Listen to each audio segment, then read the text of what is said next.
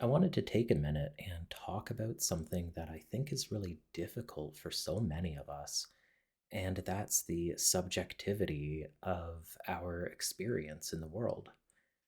We see this a lot in the neurodivergent communities where we feel like our perspective of things is misaligning with the neurotypical perspective of things. But this is really a mutual struggle back and forth. It kind of seems like everybody has this struggle.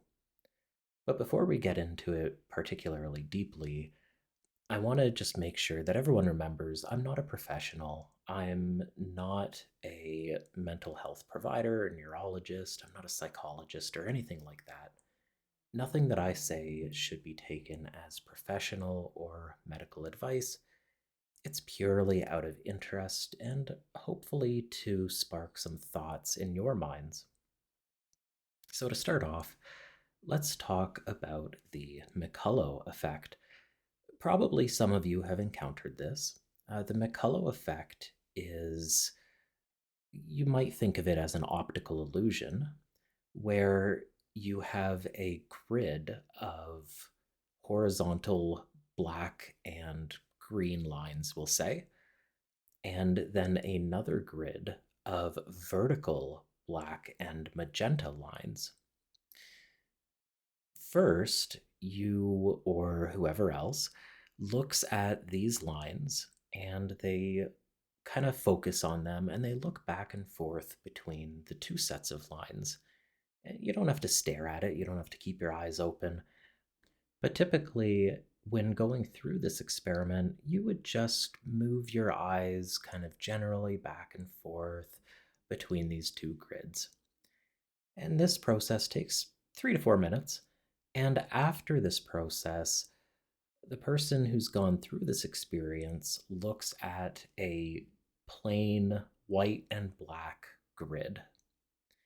And these grids, just like the other two, will either be lines that are running horizontal or they'll be lines that are running vertically. Now, the interesting thing is that this plain white and black set of lines, when you look at it before, you just see white and black lines. But often after the experience, the person will see some various intensity of color laid over top.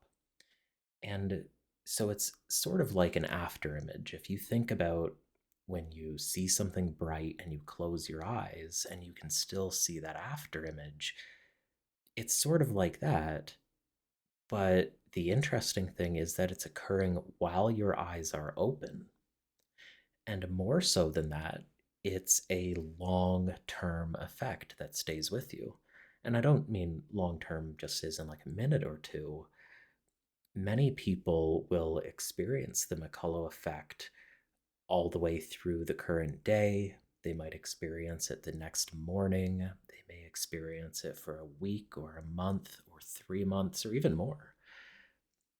So, after being inducted by this color grid, you experience an ongoing effect that can last a long time. Now, what I think is particularly interesting about this is that this demonstrates that the way that your neurons in your brain are actually working, the way that they are programmed to perceive the world, has been changed. Prior to the experience, you see things one way, and after that experience, you see things another way. And this isn't like an ideal, this isn't a thought process.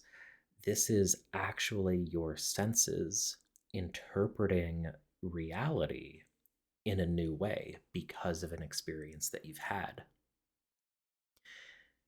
What I think is fascinating is when we don't think about the McCullough effect as just this one off neat trick, but we realize that everything that we go through every day has the potential to change how our neurons are working.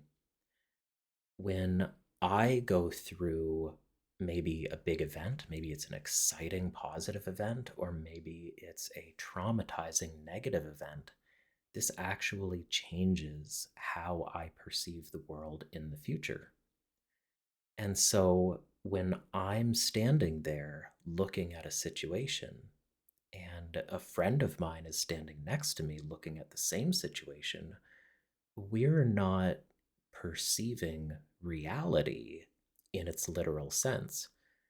Our neurons are firing individually in their own ways to give us an interpretation of reality. It's a good reminder that each of us are seeing not the literal truth, we're seeing an experience of the truth.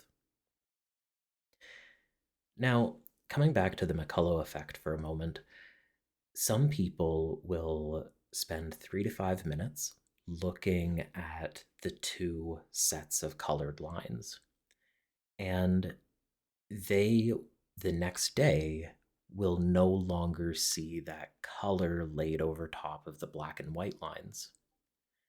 Other people will spend 3 to 5 minutes, and 3 months later, they will still very intensely see those colored effects laying on top of the black and white lines.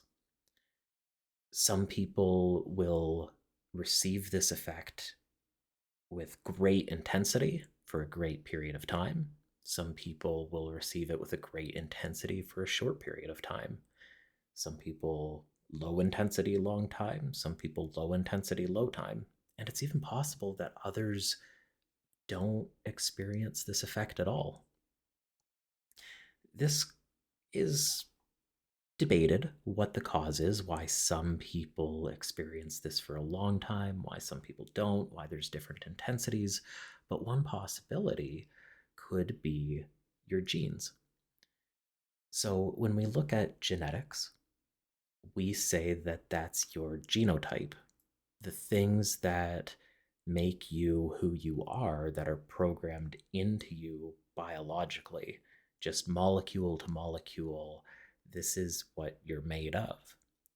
And your genotype could say that you are less susceptible or more susceptible to a lower intensity or a greater intensity, or a lower duration or a higher duration, or not at all. However, having the susceptibility or the lack of susceptibility doesn't automatically make you experience the color overlay. Instead, what makes you experience that is going through the induction process. This is called your phenotype. So when you go out into the world and you experience all of these things, and it changes how your neurons are actually firing in your brain, and it changes the condition that you are in. This is called your phenotype. It's a combination of your genes and of your real world experiences. So when we step back and we look at these miscommunications that we have, we look at our experiences out in the world, we already know now that our experiences will change how we interpret the world. But not only that, when we try and share in an experience with someone, when we say, well, let me show you what I'm talking about, and we expose them to this experience that changed us and how our neurons fire, they may not be changed in the same way. Their genes and their existing phenotype may direct them to change in a different way, or it may direct them to not change at all. It's really important to remember that we are all unique, but just because we try and share in an experience or we try and share in knowledge and understanding that doesn't mean that we're automatically going to see eye to eye. We are experiencing the world in different ways, and that's okay. And as long as we remember that, as long as we remember that the person that we're talking to is not going to be interpreting us literally, or the person who's seeing us behave in a certain way is not going to be experiencing our version of reality, it's a little easier to step back and away from absolutes. And by absolutes, I mean the words that I use do not convey an absolute meaning. We like to think so much of the time that, well, if we all just use the same set of rules, if we all just go by the dictionary definitions, well, communication should be easy. But the dictionary and the literal definition of a word doesn't take into account our human experience. It doesn't take into account that phenotype. It doesn't take into account that when I hear a particular word, it may trigger a series of neurons firing in my head that bring about certain feelings. Using myself as an example, when I hear the word friend, I tend to move towards upset because of previous experiences that I've had. Whereas someone who hasn't had those experiences or isn't as susceptible to those experiences as I am, they may hear the word friend and get excited about seeing someone. So it doesn't matter that the literal definition exists. My understanding and interpretation and perception of that experience means something different.